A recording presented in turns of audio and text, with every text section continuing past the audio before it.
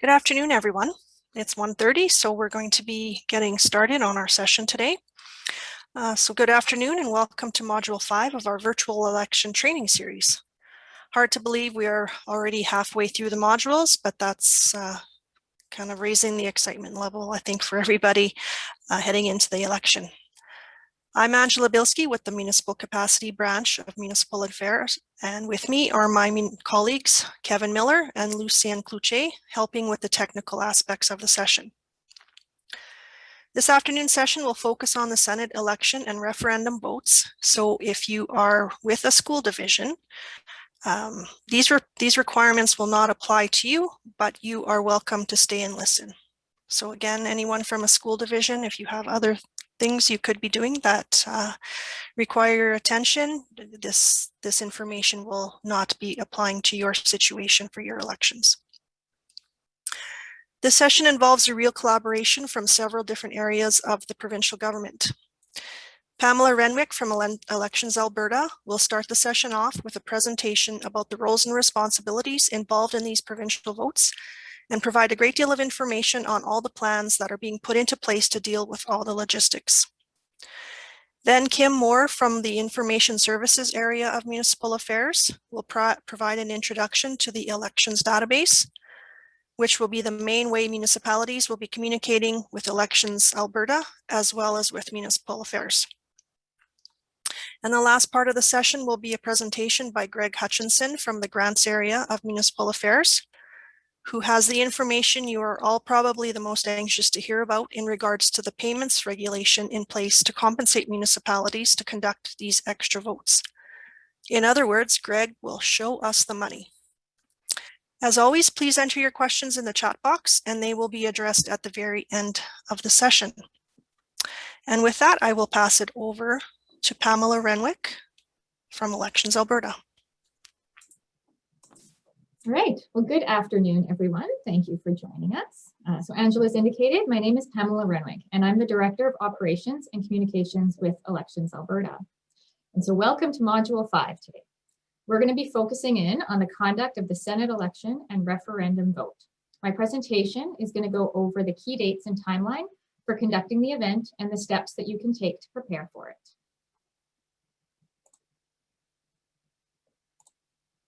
All right, so today we're at the end of March and October is not feeling very far off away.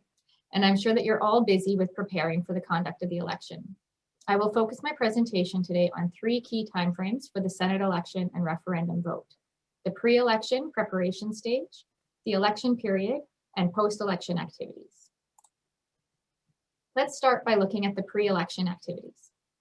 Many of your preparation activities are already underway and include determining what bylaws and resolutions are required to provide voting opportunities and processes to be used in your jurisdiction. And any bylaw and resolution that is passed will also apply to the conduct of the Senate election and referendum vote. During this time, Elections Alberta also requires municipalities to provide information on how the election will be conducted in your jurisdiction, what supplies you will need, and contact information. We will walk through the required information and how to provide it to us as we walk through this presentation. First, though, I wanted to touch briefly on the voting opportunities that may be provided. All jurisdictions must provide Election Day voting on October 18th.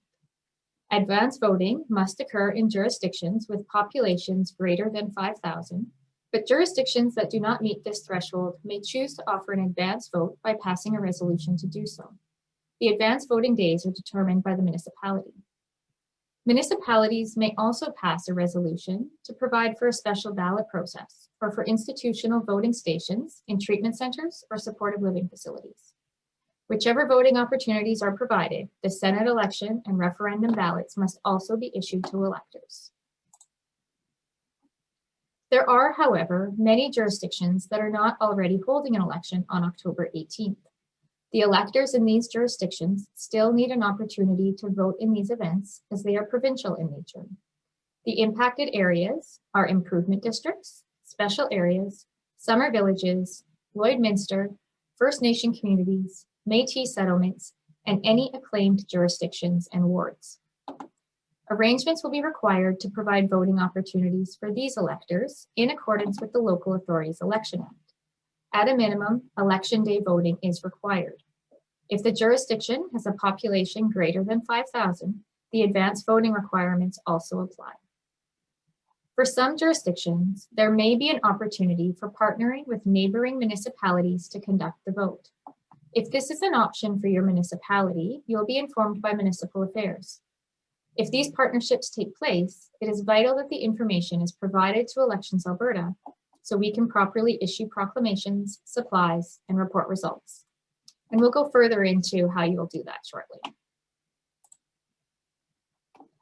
Another area that you may have passed the bylaw in is in regards to the use of alternative voting equipment. If passed, this bylaw also applies to the Senate election and referendum vote. Where alternative voting equipment is being used, the municipality is responsible to provide the ballots for Senate election and referendum. They may use a composite ballot, provided that the legislated requirements for the ballots are followed. Ballots may also be deposited into the same ballot box, but the longer retention period of 3 months applies to all the ballots in that ballot box. Municipalities that are using alternative voting equipment will be provided with instructions to comply with the legislative requirements for the Senate election and referendum ballot. These will be made available in the elections database on September 7th for the referendum ballot and on September 20th for the Senate election ballot. We will also share the instructions with the primary vendors, ES&S and Dominion, to assist them in preparing the ballots. There are a number of mandatory elements for formatting the ballot. This includes requirements for font size. A minimum of 12-point font is to be used for candidate names, referendum questions, and responses. The ballot must clearly indicate the name of the event, such as 2021 Alberta Senate election and 2021 referendum vote. The ballot must provide instructions for voters, such as how many Senate candidates may be voted for, and instructions related to the referendum vote. And the ballot order is also set. For Senate candidates, it is an alphabetical order by candidate last name. For the referendum, we will follow the order of questions that is presented in the order in council. And for Senate election, each candidate will also have their political party affiliation or that they are independent printed on the ballot. Combined with the local and school trustee elections that may already be on the ballot, this is likely to require a significant amount of space. There are 3 basic options to consider to fit the content: a longer ballot, double-sided ballots, or 2-page ballots. A longer ballot is most likely not going to assist in this case, as we will still be limited in how many columns can fit across the page. It is undesirable to have votes stacked on top of each other in rows, and longer ballots are unwieldy to print, issue, and mark. A double-sided ballot provides more space, but does run the risk of electors missing marking the back of the ballot, or that marks that are made on one side bleed through to the other side. The final option is providing 2 ballots, so 2 pages, one for the municipal votes and one for the provincial votes. This is a costlier option as it requires more paper for printing and more secrecy sleeves for the voting stations. It does reduce the risk of bleed through and electors missing the back side of the ballot, and it allows election officers to distinguish between the local and provincial votes. A tabulator can still be programmed to read both ballots, so it does not increase the tabulator equipment costs. Elections Alberta has reviewed these options and has consulted with the tabulator vendors on best practice, and we are recommending a 2-page ballot as the preferred option when using a composite ballot with a high number of contests. We realize, however, that this is a costlier option for municipalities, and that cost is part of your decision-making. To assist in this area, Elections Alberta will be working with the tabulator vendors to make arrangements to compensate for some of the additional costs to move from a double-sided ballot to a 2-page ballot.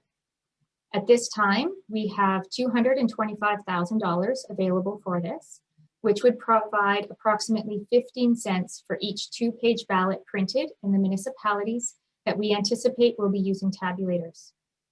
While this will not cover the full cost of the second ballot, This is the amount that we have been able to make available after considering the cost of printing the regular ballots for municipalities not using tabulators.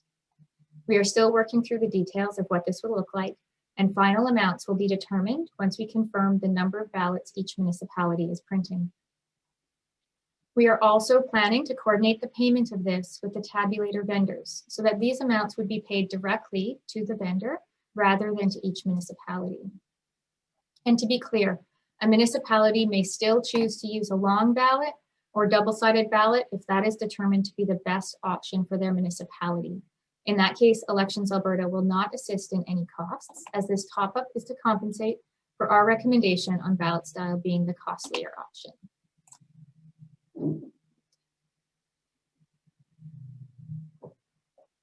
So now that we've covered some of the considerations and planning that you have been working through, let's walk through the supplies that are available from Elections Alberta for the conduct of the Senate election and referendum vote. We will start with the regular ballots, since I know we just had a lengthy discussion on the tabulator ballots. And just so I want to make sure it's very clear, if tabulator ballots are being used, they are the responsibility of the municipality. If you are not using a tabulator ballot, Elections Alberta is supplying your ballots. So now we'll talk about what we'll be supplying. So we are providing or preparing two types of ballots, a regular format ballot and a write-in ballot. So we'll look at the regular ballot first. So the first one that you can see on the screen is our ballot for Senate election. And we're showing two ballots on this slide. They're both yellow, so we are planning on going with yellow for the color of the Senate ballot. And so the first ballot that you see there is a single column ballot. It fits up to 10 candidates on a standard letter size page. The second ballot is a double column ballot. It fits up to 20 candidates. For reference, the last Senate election in 2012 had 13 candidates, and in 2004, we had 10 candidates on the ballot. So at this time, we don't know which ballot to prepare for because it will depend on the number of candidates that are nominated. So once nominations close, we will determine which of these ballot styles we'll be proceeding with. In both cases, the ballot backs are printed with shading to prevent vote marks from being seen through the paper, a space for the election officers to initial, and fold lines to help election officers to fold the ballot. The ballots are bound in books of 25. They each have a serial number in the binding, and that's to assist you in tracking what has been issued to each election officer. As the serial number is on the binding, it is not present on the ballot once it is torn from the ballot book. In the returning officer manual, module 5, you can find the measurements of these ballots when folded. We've provided both the width as well as the maximum length if we ran the 10 or the 20 candidates for you to consider when you're ordering your ballot boxes. The second ballot that we will be providing is the referendum ballot. And this ballot is going to be gray in color. We are currently anticipating that all referendum questions will be designed as a yes or no response. So this ballot may be redesigned if that is not the case. So you can see in the slide, there's very little room for those responses, yes and no. So if we see questions formatted differently, we may need to adjust this ballot. As with the Senate ballot, this ballot also has shading on the reverse, a space for election officers' initial, and fold lines. They are also serial numbered and bound in books of 25. The length of this ballot will depend on the number of referendum questions that are asked. And again, in your returning officer's manual, you can see the folded width and maximum length of these ballots. And you can see on the screen that we have 6 questions in the sample. It is by no means an indication of how many questions there will be. We still don't have that information. This is just our sample ballot to determine how many questions we can fit on a page.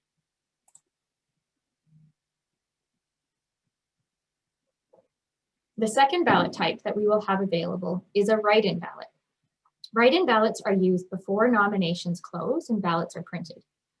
These may be used in special ballot packages if you plan to issue them prior to nomination day. I understand, though, that most municipalities wait for nomination day to send these packages, as it's a lot simpler process for electors to have ballots with the candidates' names and the questions on them. If your municipality is planning to use the write-in ballot, please feel free to reach out to us and we can discuss your options further about what these ballots look like and how we can use them. For those that are considering their options around special ballots, the table on the screen outlines the dates on which we are estimating the ballots will be available. Prior to September 7th, no ballots are available, as the order and councils must be issued for these elections first. After that date, we will have the referendum questions, so those ballots will be sent out to print and will be available sooner than the Senate ballots. For the Senate election ballot, nominations must first close on September 20th in order for us to print the ballots. And of course, after they're printed, we need to distribute them to you, so we have to get them mailed.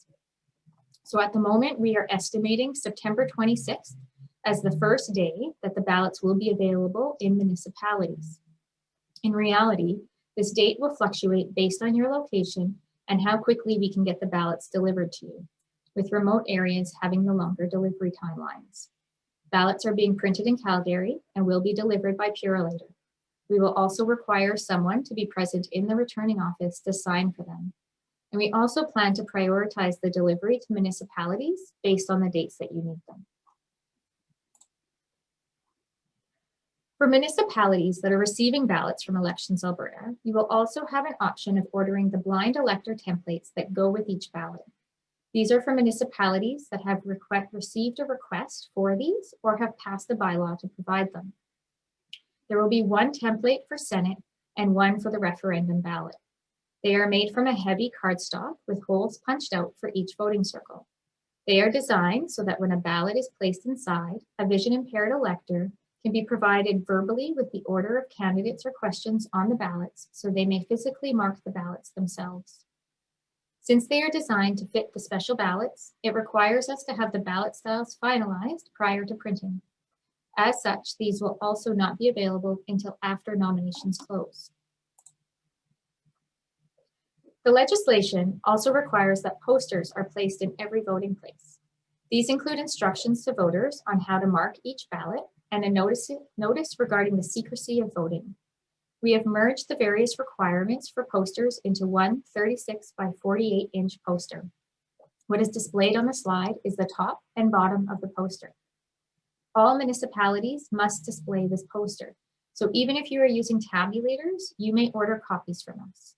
We have tried to encompass the instructions for the marking style on regular ballots, the X, as well as the marking style for tabulator ballots, the circle fillet.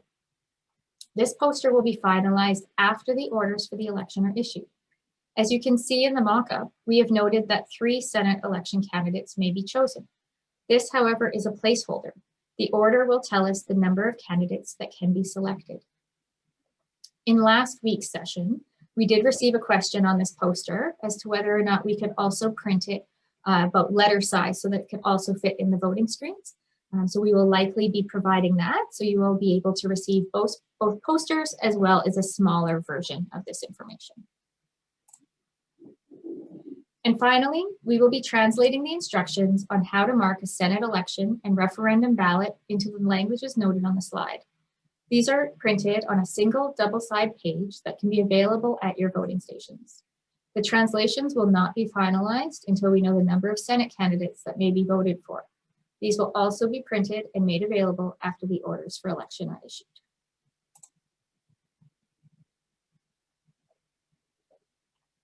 So now that we've walked through the supplies that we will have available, let's talk about how you're going to provide us information about what you need. So the first and our preferred option is to submit the information directly into the elections database. And I'm going to call it the EDB from this point on.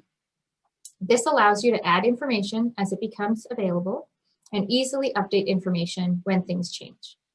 After I'm done, Kim will be walking you through the basics of logging in and entering information in the EDB.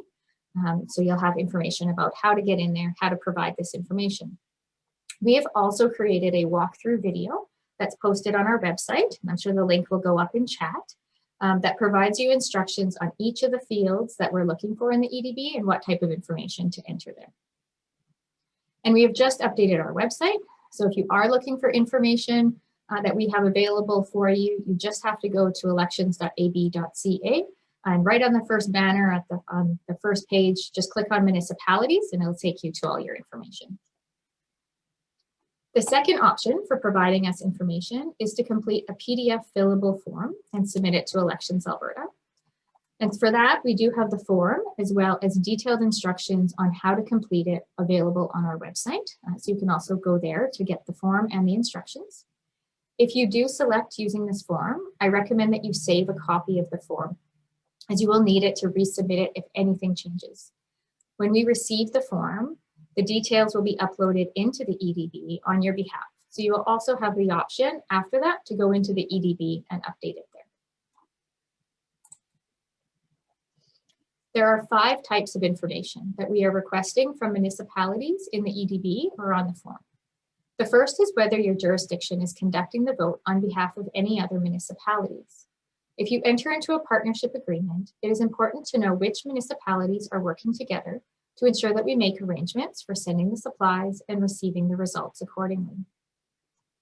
The second piece of required information is your returning office information. We require the name of the returning officer, the returning office's physical address, and a mailing address that we will use to send supplies to.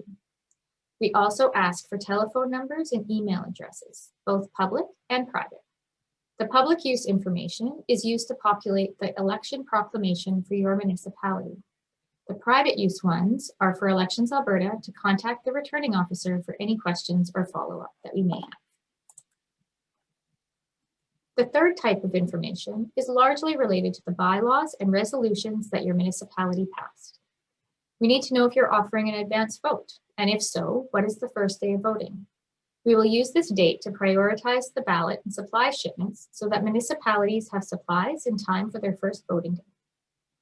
We also need to know if you are offering special ballot voting, and again, the first day that you plan to issue special ballots. Please note this is not the day that you are accepting applications. It is the date that you're going to start mailing out those ballots.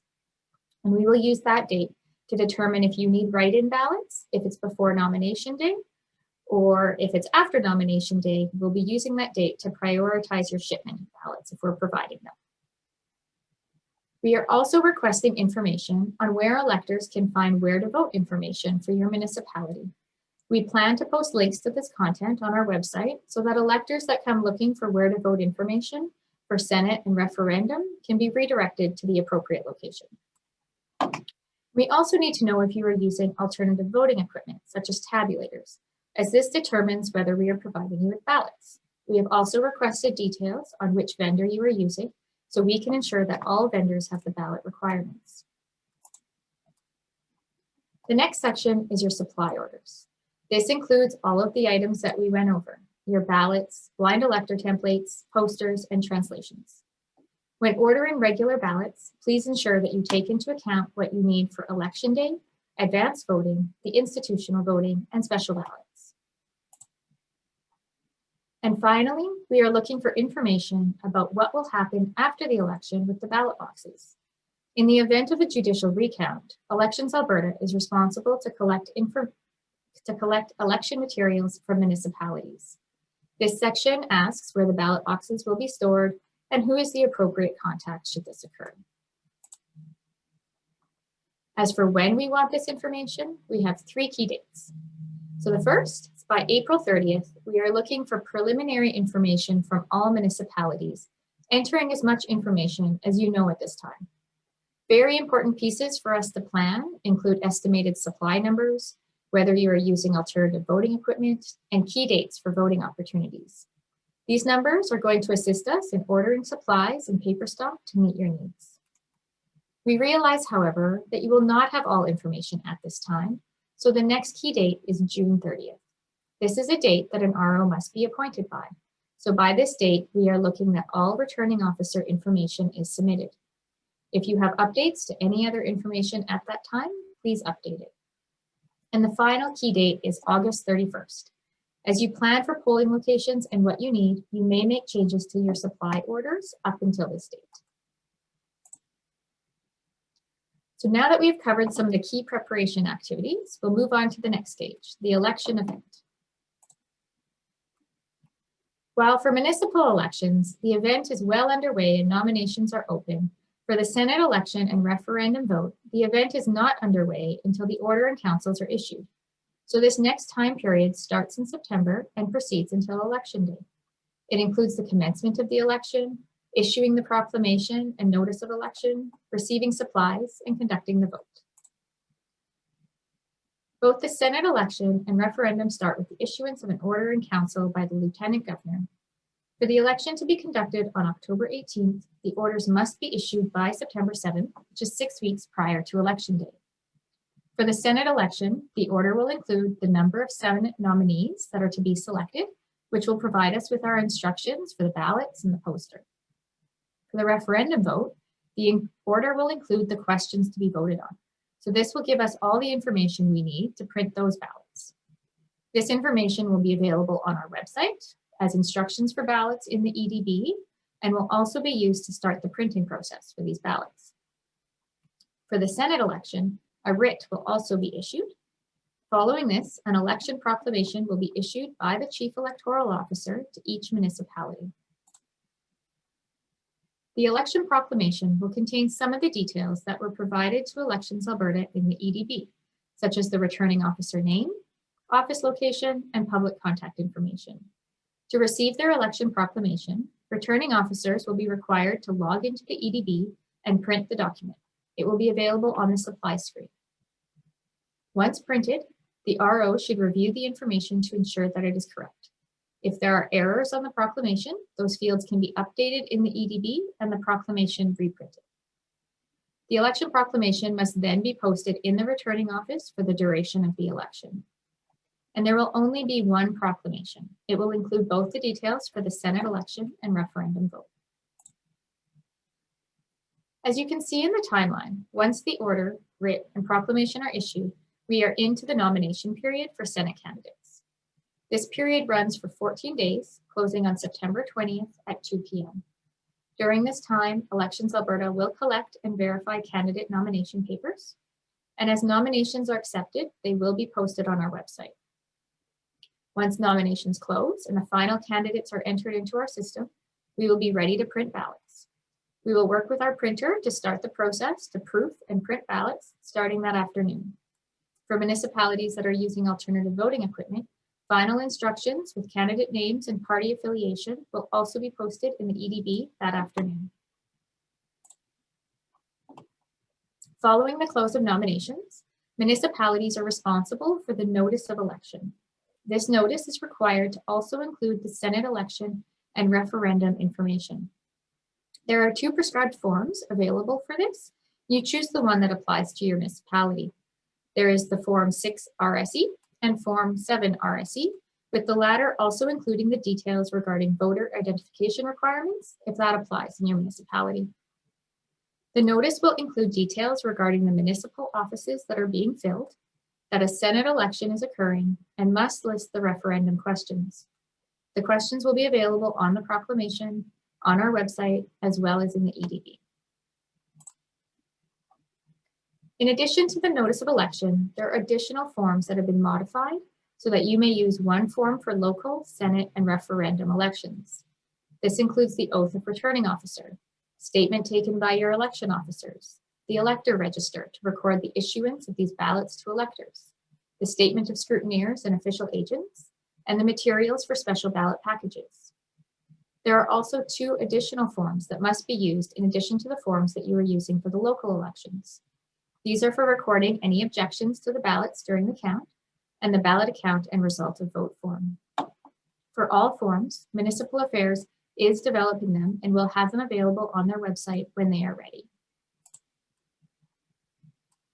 You will be receiving supplies from Elections Alberta throughout the election period. The dates that you receive your supplies will be dependent on the dates that you provided us in the EDB for the voting opportunities that are being provided. Municipalities providing an advance vote or special ballot voting will receive supplies earlier than municipalities that only require their supplies for Election Day voting. Ballots are being packed and distributed straight from the printer, so will be received separately. They will be sent to the returning office and require a signature upon delivery. All other supplies will be sent from Elections Alberta, ideally in the same package. Once your supplies are received, please confirm that you have received what you require. If there is a problem with your order, email us at ops@elections.ab.ca and we will work with you to resolve that issue. And now all your hard work pays off and it is time for voting. Remember that all of your election processes from the Local Authorities Election Act will apply to how you conduct this election. The next two courses, Module 6 and 7, will focus on the voting process and requirements in more detail. I did want to point out today, though, that the rules for who can vote in these elections are from the Local Authorities Election Act, and this includes the requirements for residency. Electors may only vote in the Senate election and referendum vote once, even if they reside in more than one location in the province. In this case, they must declare their place of residence for the purpose of voting as per Section 47 and 48 of the Local Authorities Election Act. And in the case of a summer village, only permanent residents of that summer village may vote there. Lastly, we've got to our last time period. We're going to walk through the key activities for post-election. This period starts as soon as the polls close, and your election officers start the counting process. It includes the count, reporting of results, and the retention of voting materials. The count of ballots for both the Senate election and referendum votes is completed after the polls close, as per the processes that were used for your municipal ballots. Module 8 will go over the process of the count in more detail. Once the results are received from the polls, municipalities may choose to publicly report their local results, although it is not a requirement. Following the election, there are 8 days before the official results are announced. In this time, returning officers will collect all the election materials, review the ballot account and result of vote forms, and consolidate the totals for their municipality. The consolidated total is entered by the returning officer into the results screens in the EDB, and this task must be completed by October 25th. On October 26th, Elections Alberta will perform the tabulation of official results. This must be completed at the time set in the election proclamation and can be witnessed by candidates and scrutineers. This is why it is crucial that all results are reported by the previous day to ensure that the tabulation can occur as scheduled. Following the tabulation, we will announce the provincial results on our website. This will include both the numbers reported by the municipalities as well as the consolidated totals. And following the election, municipalities are responsible for retaining the election materials for a period of 3 months after they have been received from the returning officer.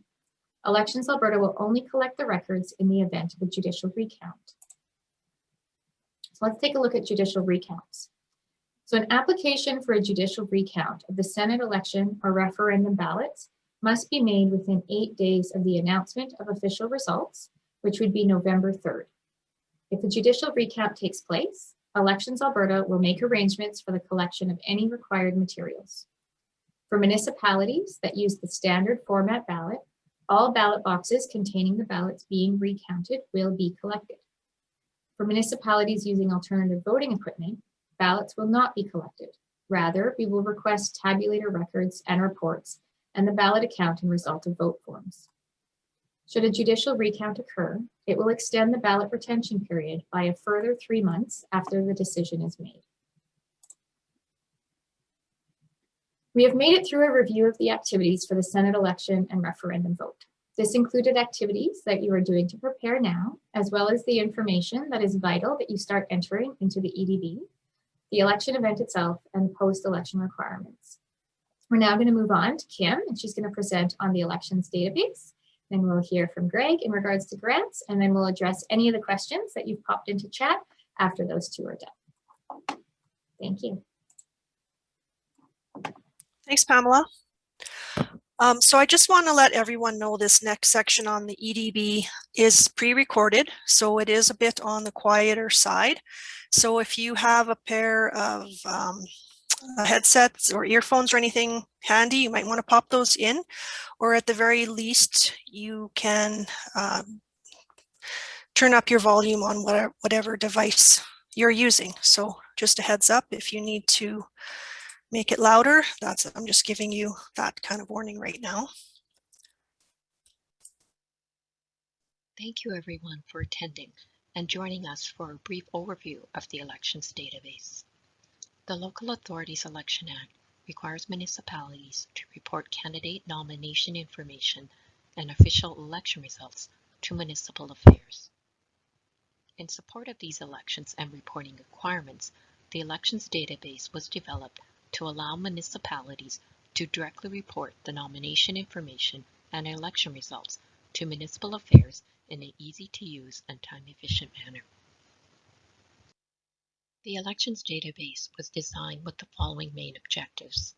It was to be user-friendly, so municipalities were willing to use it. It offers greater efficiency by saving municipalities time in submitting their candidate nomination information and election results. It also offers greater reliability by being available to users when they want to access it and reduces the amount of time for data entry. We have found that the election database meets or exceeds the expectations of all users. Each general election, we have conducted a survey asking users for feedback on the elections database. From this feedback, we found that those that have used the elections database are very satisfied with it. The Ministry values the feedback we receive from our stakeholders on the elections database. Based on your feedback, gender and the title, which is the Mr. Ms. fields, are no longer mandatory, and the addresses of candidates have been removed. As you all know, we will be having a Senate election and referendum this year. As this will be occurring at the same time as the municipal election, returning officers can now report the Senate election and referendum results directly onto the elections database. To access the EDB, you will need to go through the web portal MA Connect, which is a doorway to municipal affairs applications. The URL or address for the EDB is www.maconnect.alberta.ca. We suggest you save the address under your favorites so you can easily access it. If you have already used the EDB, you would have a user ID and password. The username is generally your first name, followed by a period, and then your last name, or you can use your email account. You can enter your password. If you have not logged in to the EDB for 90 days, you will be required to reset your password immediately when you log on. If you cannot remember your password, hit the Forget Password link located below the blue Login button to reset your password. So how do new users access the elections database? All new users should contact their MA Connect stakeholder administrator. This is the person assigned to your municipality to control user access to all applications on MA Connect.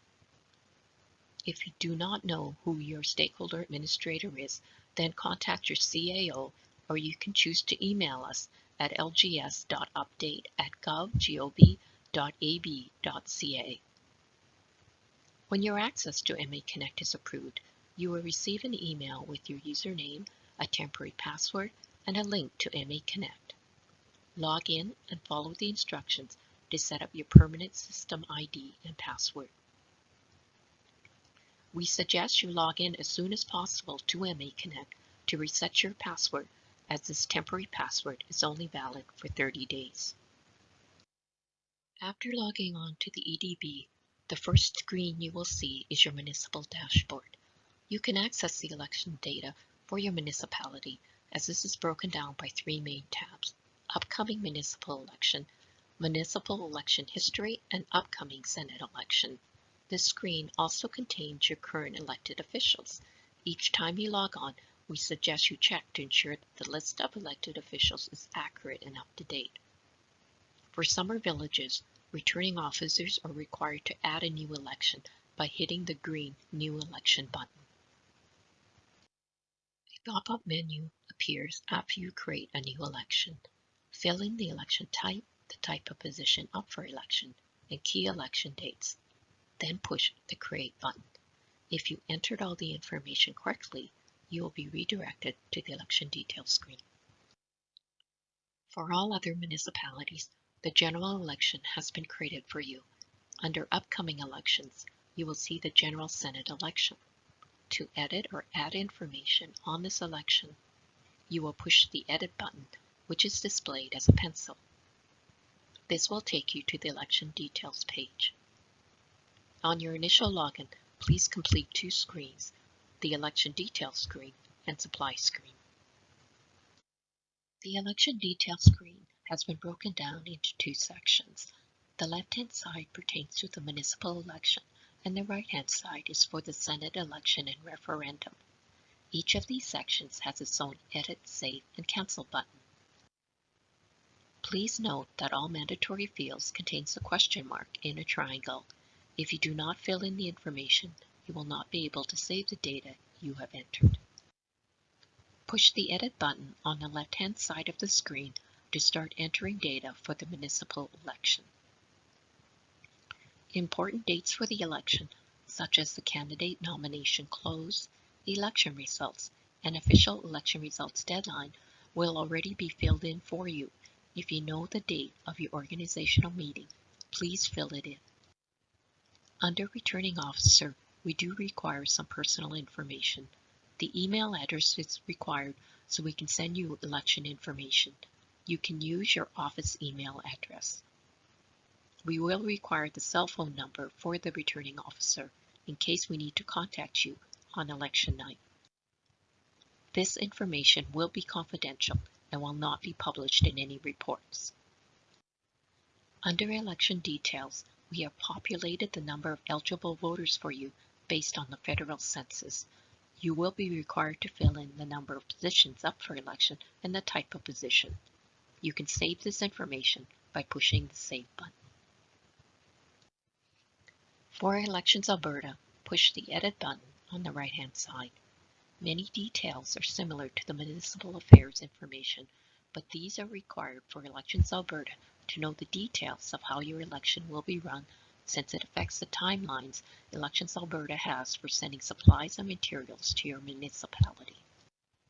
If your municipality is conducting a Senate election on behalf of another municipality or First Nation, then answer yes to the first question and list the names of those whom you're conducting a Senate election on behalf of. If the returning officer is the same for the Senate referendum vote as a municipal vote, you can use the same as municipal checkbox to pre-fill the returning officer fields. We require private contact information for the returning officer to use for our purposes, such as issues with the supply entry, supply shipment, or results, as well as public contact and where to vote information for sharing with the public for a contact for your municipal elections.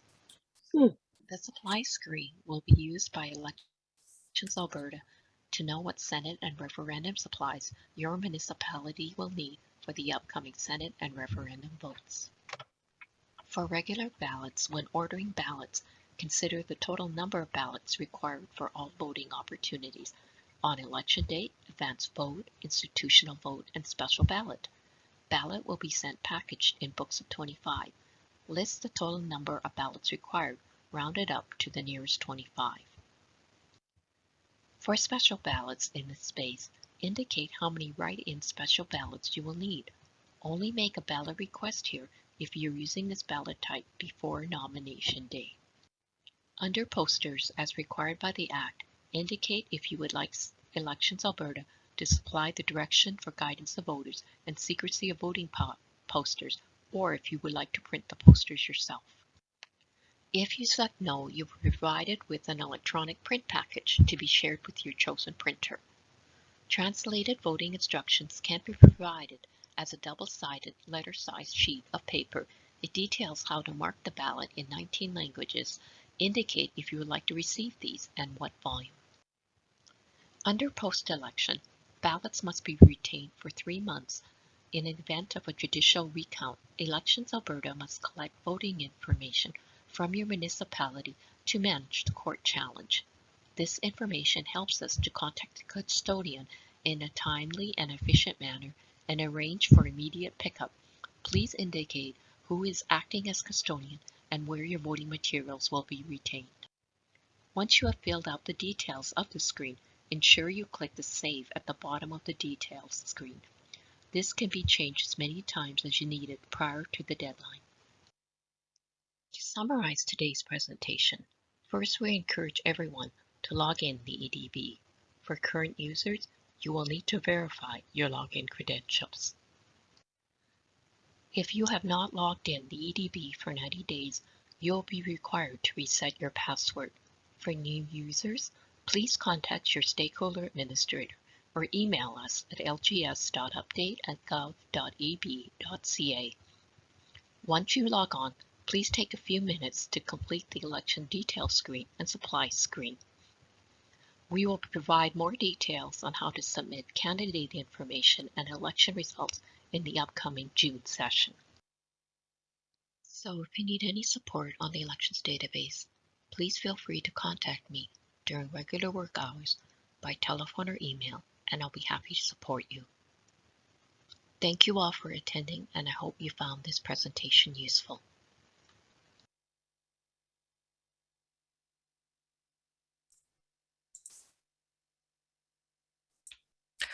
All right, thanks very much, Kim, for that information.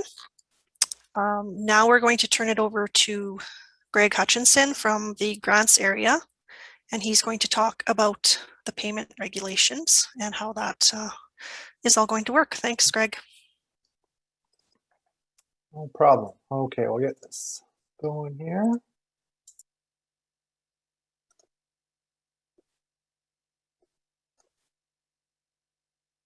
Okay, so good afternoon. As mentioned, my name is Greg Hutchinson, and I'm here to talk about the payments to municipalities for the Senate election and the referendum votes. We've had a few questions about this, and now we're in a position to share some information, so happy to do that. And of course, I'll be happy to address any questions after the presentation. So under the two acts that implement these votes, those are the Alberta Senate Election Act and the Referendum Act, payments to municipalities, band councils, or other bodies that conduct the vote are required. Regulations under each of these acts set out the amounts, and the amounts depend on whether a local election is required or not. It may not be required due to an acclamation, for example. So the table on this slide describes the amounts that municipalities are eligible to receive. So under each act, there's a $1,000 minimum funding amount or $1 per capita, whichever is greater.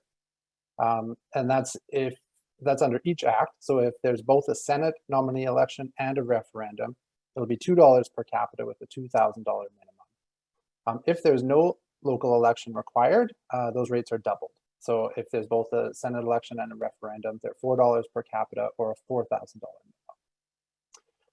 Important to note, these amounts do not change if more than one referendum vote is held at the same time.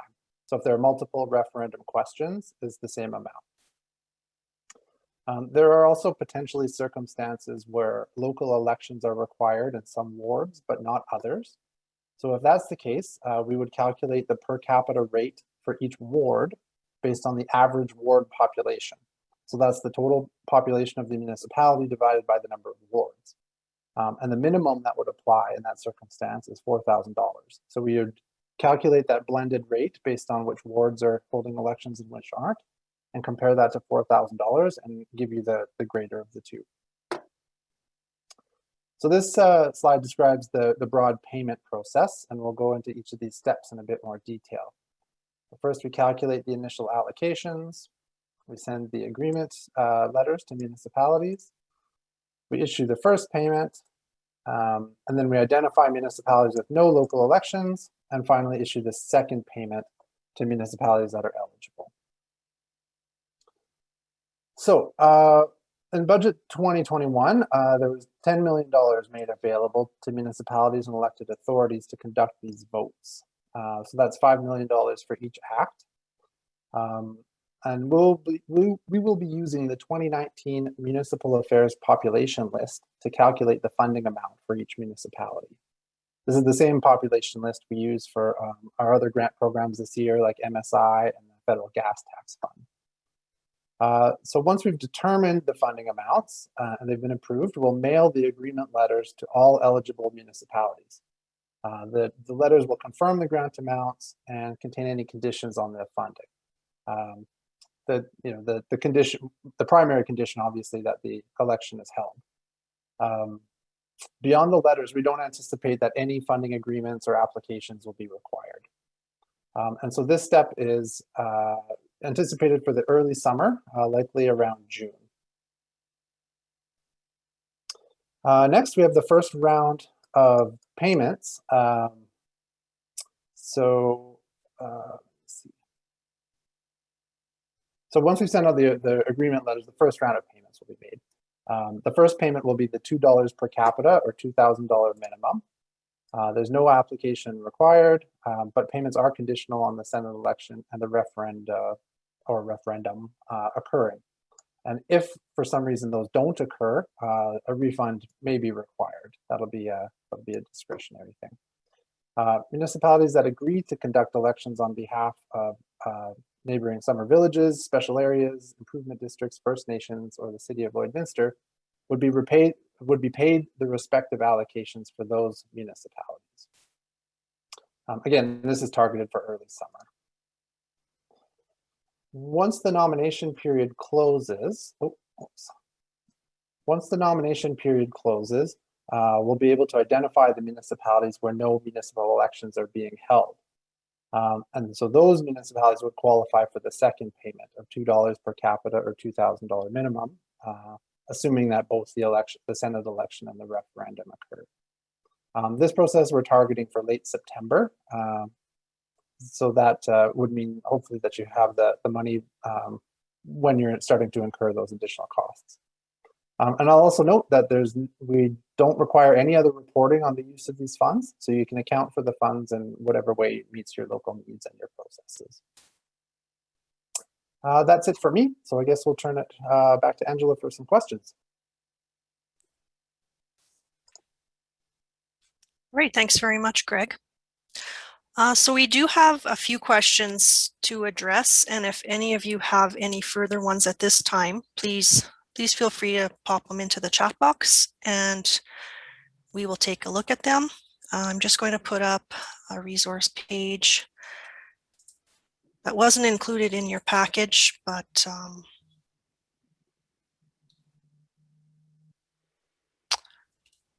just some contact information if you're looking for some more information.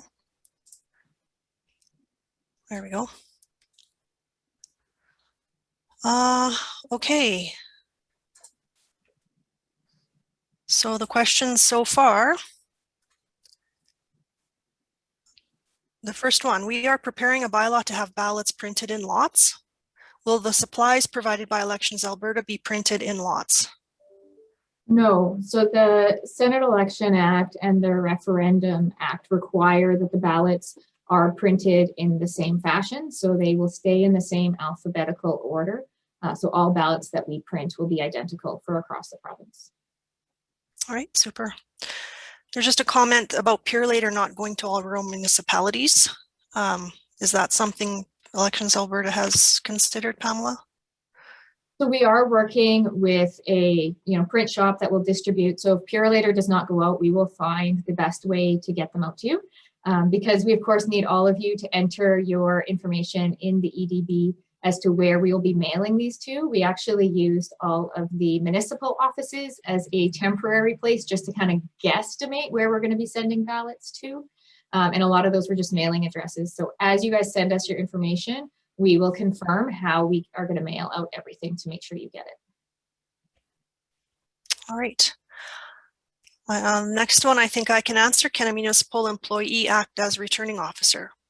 So there's nothing in the LAEA that would prohibit that. Once that person takes the oath of the returning officer, they have to abide by it, just like any other person that wouldn't be an employee. So, yeah, nothing would prohibit that. The next one is about Senate nominees. Can they pick up their packages from the returning officer of each municipality? No, so they can only receive nomination papers from Elections Alberta.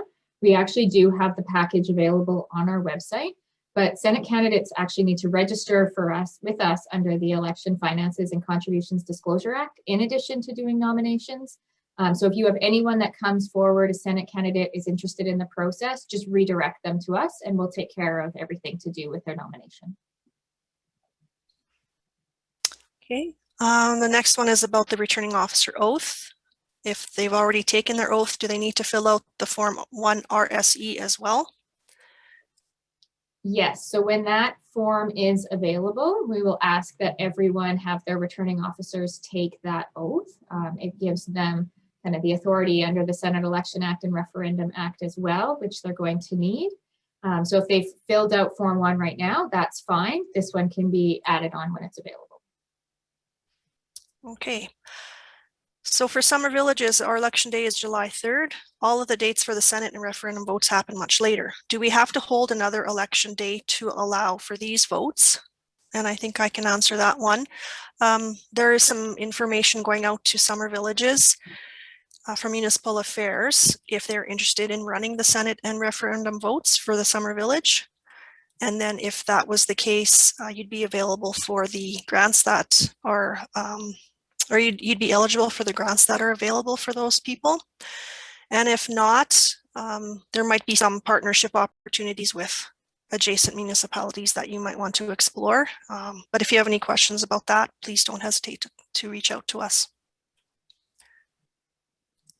Okay, the next one is more the grants related maybe. If we hold the Senate and referendum election for neighboring municipalities, will we receive $2 per capita? Yes, so the body that actually conducts, like does the work of holding the election will get paid the amount for the municipality that they're conducting the election on behalf of. All right, thanks, Greg. Okay, we have a question. What if you are holding school elections? I'm not sure what the question involves. If you are holding your school elections as well as municipal and Senate, you'll be very busy, I guess, that night. But that the school divisions don't factor into any of the grants or anything like that. So hopefully that answers that question. If anyone has anything else to add, I'm not sure.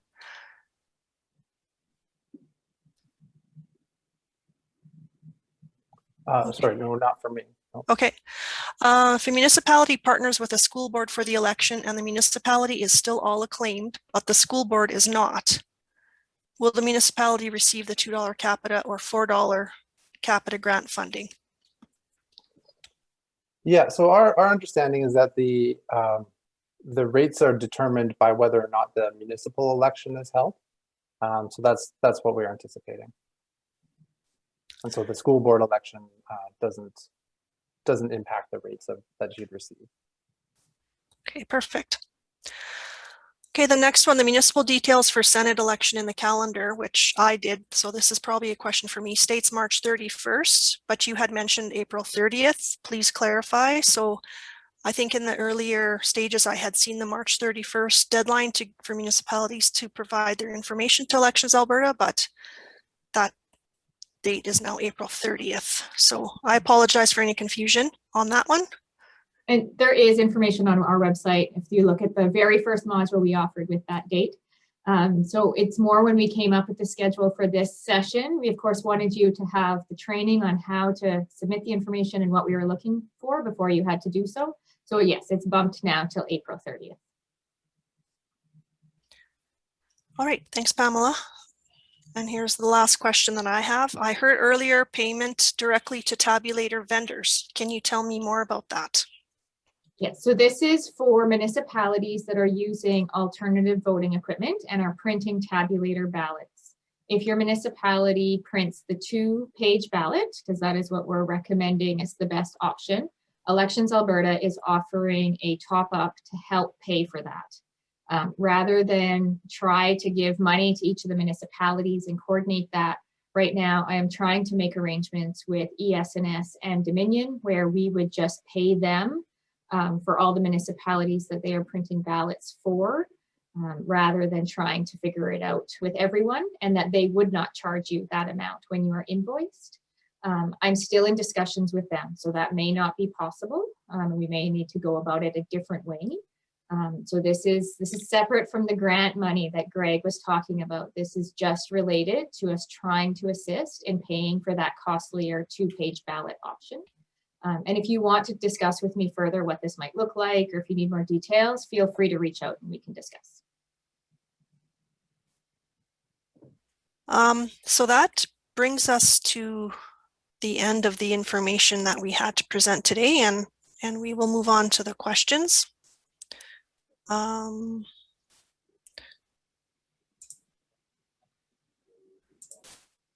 So I see there's a few for Pamela here, a few for us, mostly for Pamela, I think. But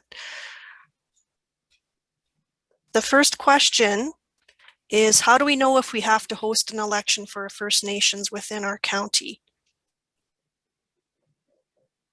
So if that is to occur, I believe Municipal Affairs will be sending a letter out shortly in the next couple of weeks, I think is what the plan is. I don't know, Angela, if you have further update on that. Yeah, I know we're working on sending out the letters to all the affected municipalities and the First Nation folks. So people can expect to see something in the next little bit. And I believe there would be some sort of communications going on from there. So hopefully that covers that one. Has Elections Alberta decided on the color of any ballots? Yes, so the Senate ballots are yellow and the referendum ballots are gray. Okay. Can you please repeat the dates of ballots being released? This is like a memory question. Okay, so we're going to find out what the referendum questions are by September 7th. So those will get sent to print and we would probably have them available about 5 days after that. For the Senate ballots, we are waiting until nominations close. So September 20th at 2 p.m. Then we will release the instructions for the ballot, who are all the Senate candidates, so that municipalities printing tabulator ballots can proceed with that. And we believe we'll be able to get all those ballots printed and to jurisdictions that need them by September 26th. But that date will vary depending on where you are located in the province. Okay.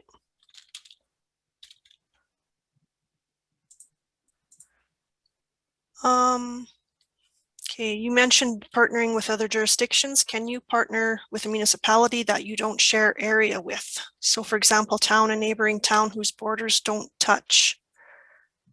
And this might be addressed by the LEEA, Pamela, but do you have any thoughts on that right now? So Elections Alberta is not responsible for coordinating any of the elections. So I'm not sure. I believe that would be part of the letters of the process that Municipal Affairs goes through.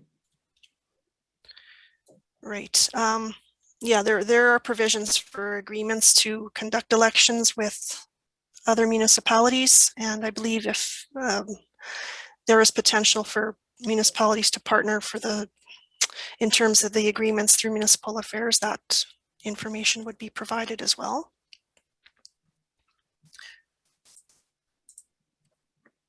Okay. There was a question about a little bit of confusion about the municipality making up the ballots versus Elections Alberta providing ballots. So maybe you can just clarify that for us, Pamela, please. Yes. So essentially there is both options. So if a municipality has passed a bylaw to use alternative voting equipment, the municipality is responsible for the ballot. If you have not passed that bylaw, then Elections Alberta is responsible for providing the ballots. So that's why the two conversations about what to do if you're creating your own tabulator ballots versus what we will send you if we're sending ballots. All right. Thank you. For a mail-in ballot, could a ballot be downloaded from the municipal website prior to election day, so a write-in ballot is not required? No, we don't provide any ballots online. And I don't think that would be allowed under the Local Authorities Election Act anyways, regarding how the special ballot process needs to proceed. Okay, if municipalities are using ES&S and a double ballot option, are you sending information to ES&S so they can automatically print the ballots for us, or are we required to send this information to them? So we're probably going to approach this in a couple of ways. For sure, I'm already in communication with ES&S and Dominion, have been sharing information with them When we have the candidates finalized, I will share it with ES&S and Dominion, but we will also post that information in the EDB for municipalities to access. So, because I know there's municipalities that use other vendors and other types of equipment. So you're going to need that. But you're going to be proofing those final ballots. Elections Alberta is not proofing ballots coming out of Dominion and ES&S. So you're going to want to use those instructions for the ballots to make sure that they've put everything on there correctly. Okay, thanks.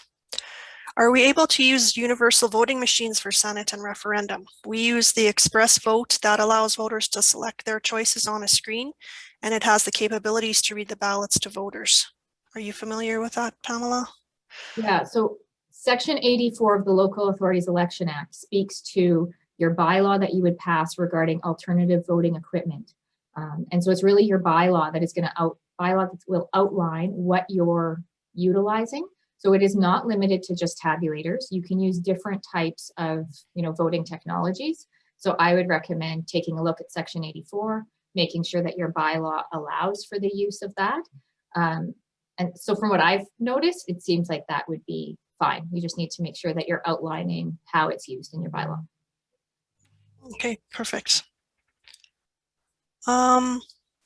There were a few questions from, I'm thinking, school board folks about how this is impacting them, but I believe that they don't have to follow these requirements. It's only the municipalities that are required to provide information on the EDB. The school boards have a separate process to provide information to their ministry and wouldn't be impacted by the Senate election and referendum votes. That's correct, I believe. So they wouldn't have to follow any of the deadlines for the materials or anything. This is strictly for municipalities. That's correct. So everything we talked about today is requirements for municipalities holding the vote. No expectation for school boards to provide us any information or any of these pieces. And sorry you sat through such a long presentation on something that doesn't relate.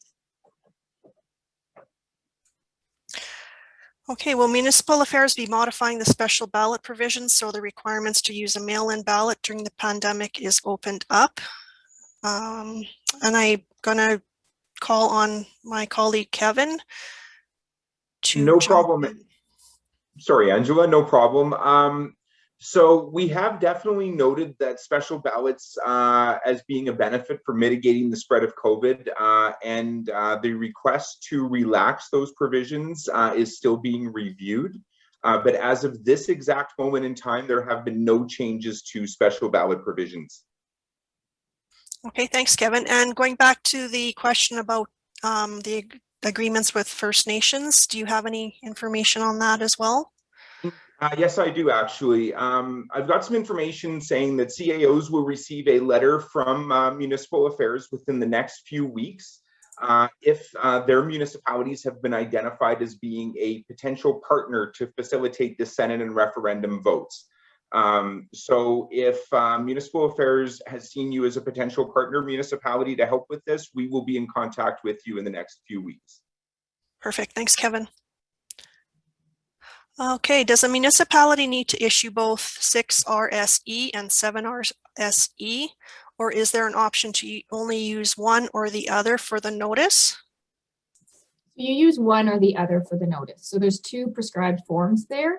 The 7 RSE has that additional information. I believe if you pass a bylaw stipulating different requirements for identification, then you would use that version. Otherwise, you use the 6 RSE. So whichever one works best for your situation. Great, thanks, Pamela. Okay, there's a question about the posters. Can they be shrunk to fit in the voting station, as there is also municipal election voting instructions in the voting stations? We had actually designed them to be posted on the wall. I guess for us, voting stations kind of mean like in the vicinity of the voting station, not necessarily directly there. We can make some smaller ones though, if that is the preference and you'd like to have them in where people are voting. All right. There was a question about where people can purchase election supplies like ballot boxes. And I know I've gotten this question through in the last few weeks. I believe RMA last time in 2017 had a program for municipalities to purchase those election supplies, and I'm not quite certain that they're going to be doing that again for 2021, but maybe people can reach out to them if they're wondering, or doing an internet search. I believe there are a few other suppliers that can provide those supplies that you're looking for, like Municipal World or something like that. So I think that answers that question. Hopefully we'll hear something from RMA if they do indeed continue with their program from 2017.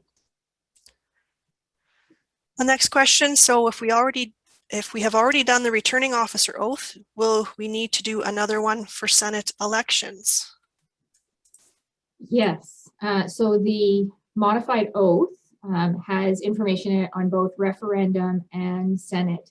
So your returning officer is essentially going to be working under both of those acts as well. So when those forms are available, I would recommend that you have your returning officer do the new one that includes those two acts. Okay. Are supplies sent by courier or by mail? Do we provide mailing address or street address? In the EDB, as well as on the details form, we are asking for both. So the ballots will come by courier, so we will be using that physical address to bring them to you. In regards to the other supplies, we have not decided what service we will use. So it's just important to make sure we have both pieces so we can get your supplies to you. Okay, did you say only permanent residents in a summer village can vote in the election?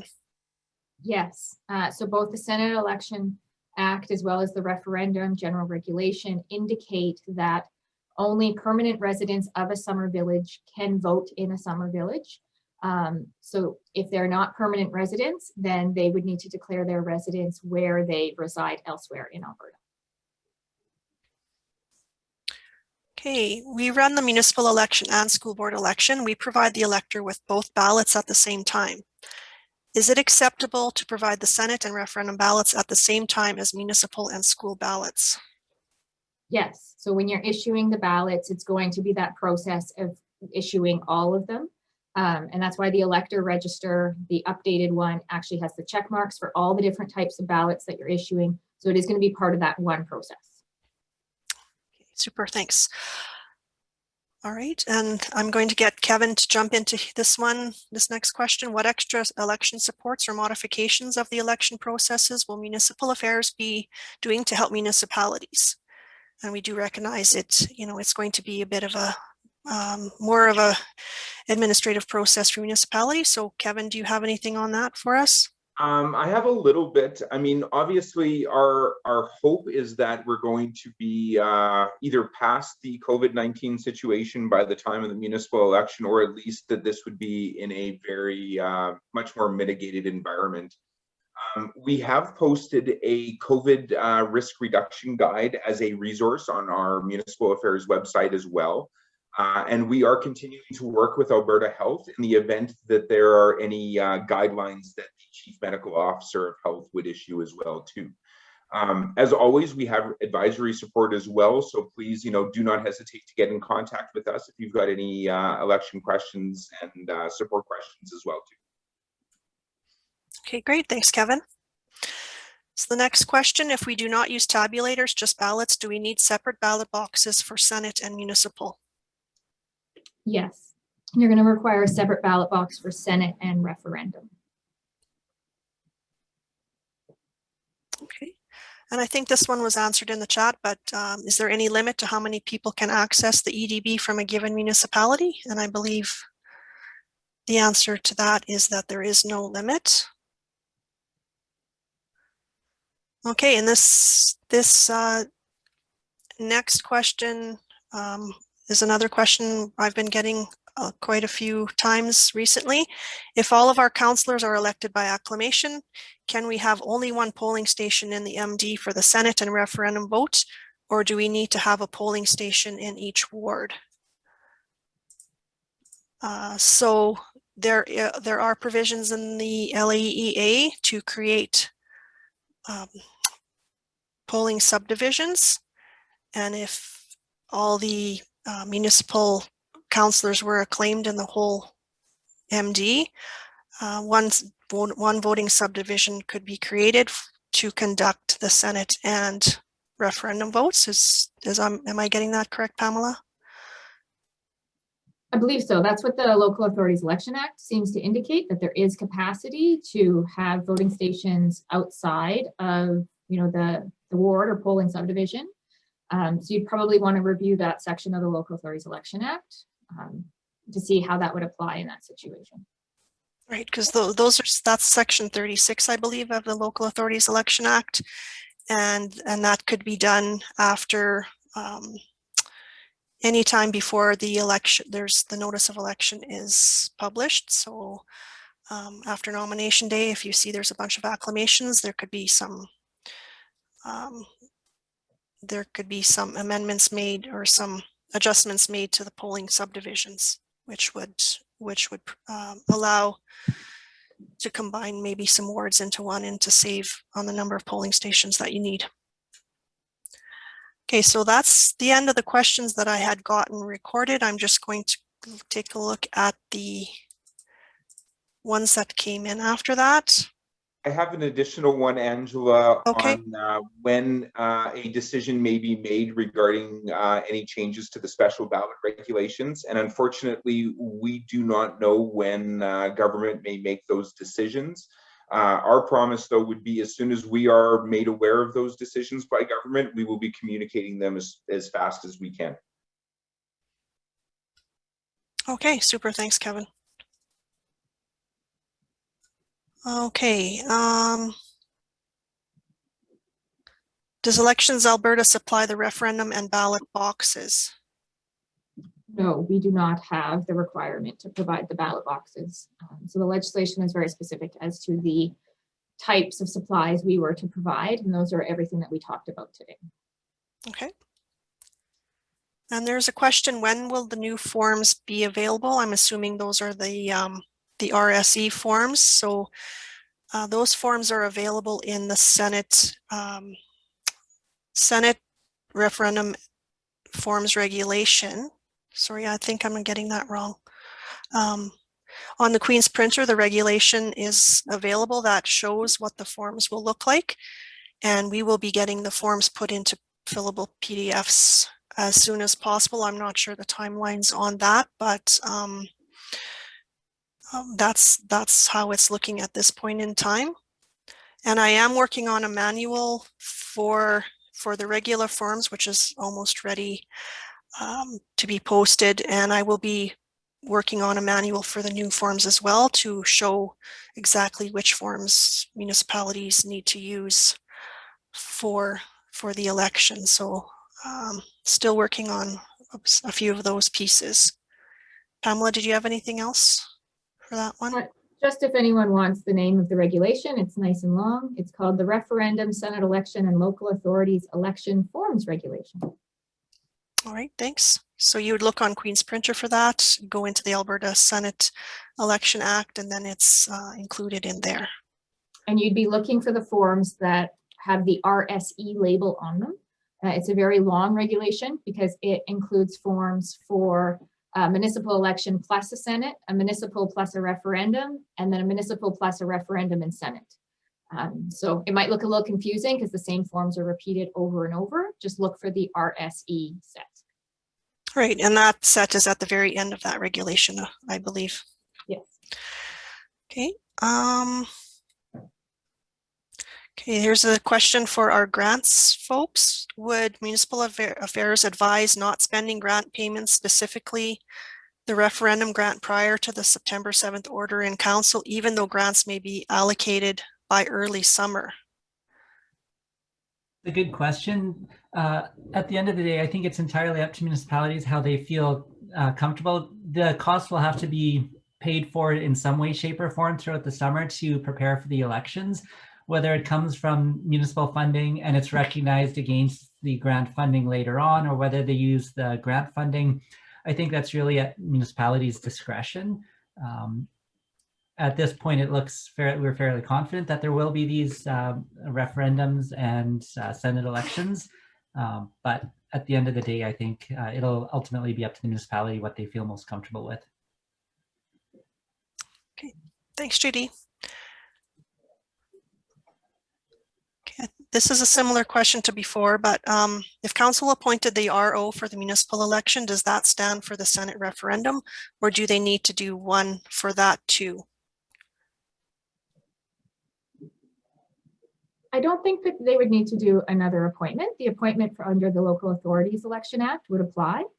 The only piece is that when that new oath is ready, that I think you should have that done, but I don't think anything different on appointments. Yes, okay, I agree with that. Are separate ballot boxes required for each Senate and referendum ballots?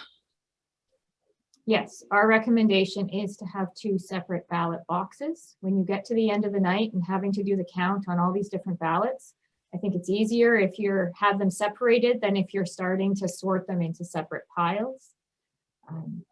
Anyways, that's our recommendation. Okay. Okay, there's a question about Module 5 refresher training offered again after we have had time to review all the materials. That's something we weren't planning for. We will be posting the recording of the session on both the Elections Alberta website as well as our own, so people can go back and review the session if they need to. But if we hear there's need for further training down the line near to the election, we can certainly take a look at that. And for sure, at any point, if municipalities, if you would like to discuss some of these things, how it's going to apply in your municipality, you have, unique questions, feel free to reach out and we'll try and assist. I know Elections Alberta, we are thinking about doing something potentially in the summer because we know a lot of returning officers are not appointed yet. And that might be useful to some of you. So if it is, feel free to let us know and we'll see if we can arrange something.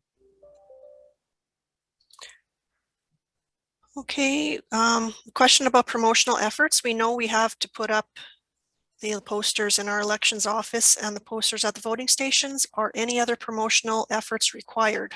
For example, do we have to include senatorial and referendum information on all of our promotional efforts? Example, on our website or on our where to vote cards? So there's no legislative requirements for anything additional. So I think those are some choices that you need to make as a municipality about how you want to communicate with your electors.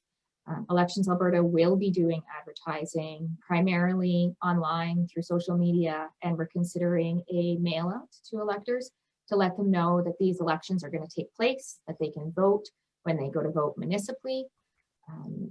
So there will be some of that that's also out there. So I think it's just decisions on how much you want to indicate that on any other materials you are putting out. So we are using alternative voting machines, electronic voting for our municipal election. Can we still do paper ballots for the Senate and referendum? Yes.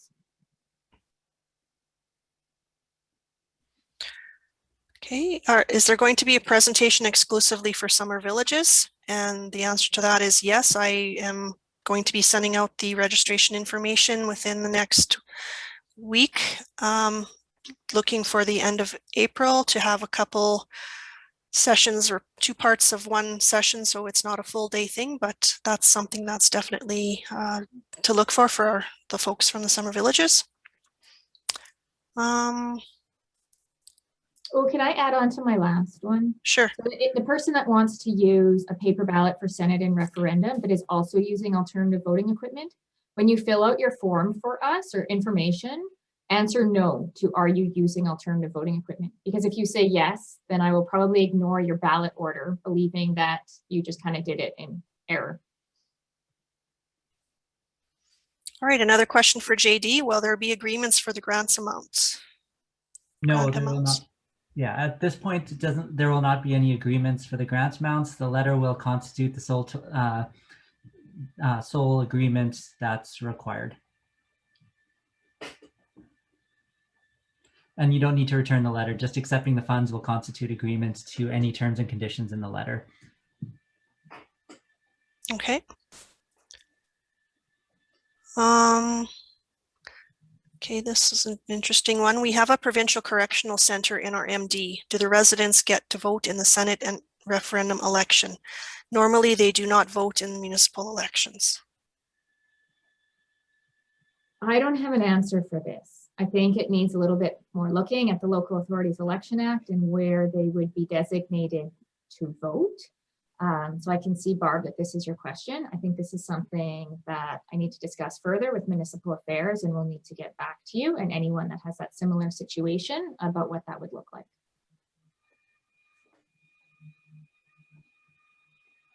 All right. Just wondering who is taking care of the Senate referendum public communications, advertising, and informing the public of what is going on. Elections Alberta will be performing that role, although municipalities have a piece of it because your notice of election is required to include that information as well. Okay, we had a question about when the PDF manual will be uploaded. I did send a link to everyone with that manual. It's going to be posted on our website along with all the other manuals in the next few days. So hopefully that comes out pretty quick.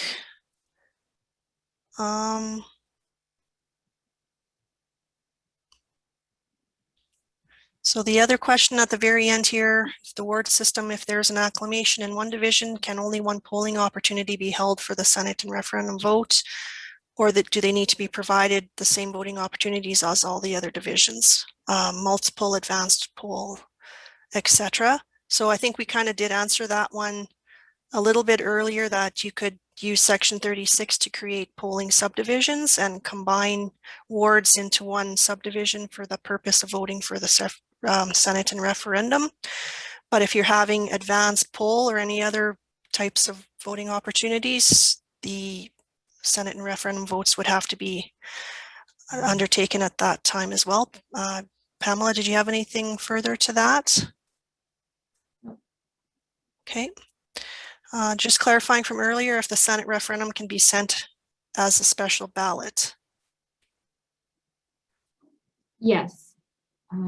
So if you're offering a special ballot option, then yes, you have to send the Senate and referendum ballot with that package.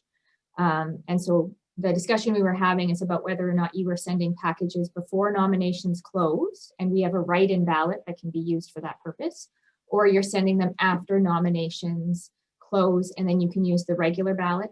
Just keep in mind, I've heard that there's some municipalities that, you plan to start issuing those packages the next day.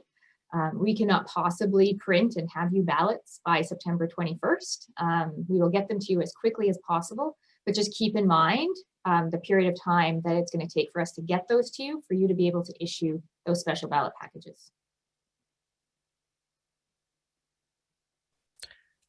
Okay, the LAEA only mentions voting stations. Are voting places to be called voting stations or polling stations? And it could be me that is confusing these pieces. The Election Act calls things differently. And so some of the terminology that I use is from provincial elections.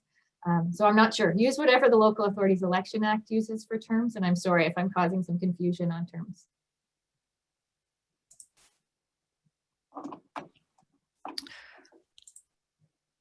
Okay, I think that was the extent of the questions. I was just going to put up a resource page for everyone's benefit. Sorry.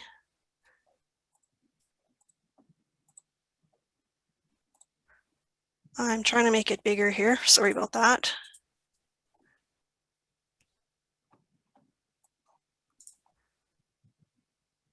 But I think we've covered everything we were going to cover today. Unless someone else sees another question that's popped up just recently. And I can't get my thing to work here. There was an additional question. Can municipalities use write-in ballots for the special ballots? And if so, is there a required format? Yes, you can use a write-in ballot for Senate and referendum if that's what you choose to do. Elections Alberta would provide that ballot to you. And so we have a format that can be used. If you're talking about using it for your municipal ballot, you would want to take a look at the forms regulation. There is kind of the requirements for what a special ballot, write-in ballot would look like in there.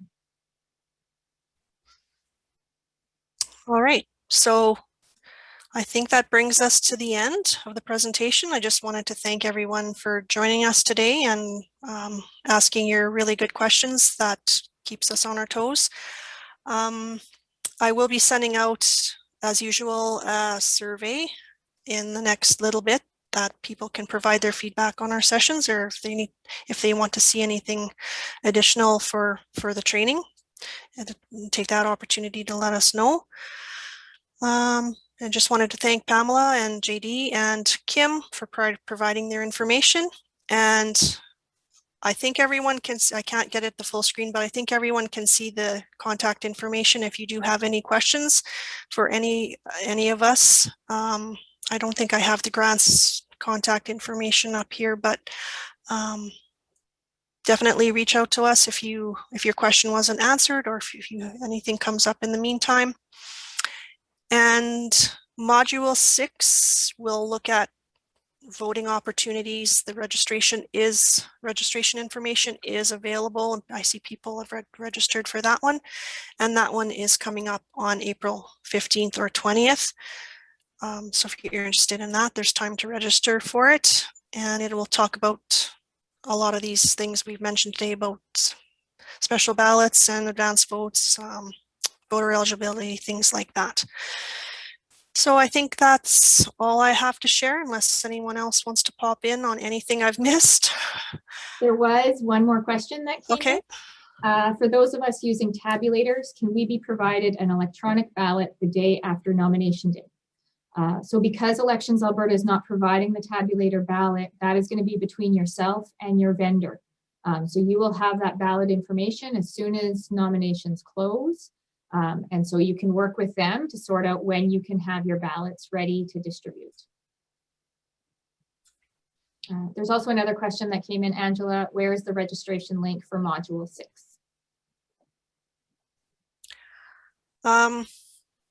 Okay, if someone wants to drop me a line, I did send out the registration information to all the CAOs if you want to check with your CAO, and I did send it to people that have previously registered for other modules. So, but by all means, you can give me a call or an email and I can get you that information.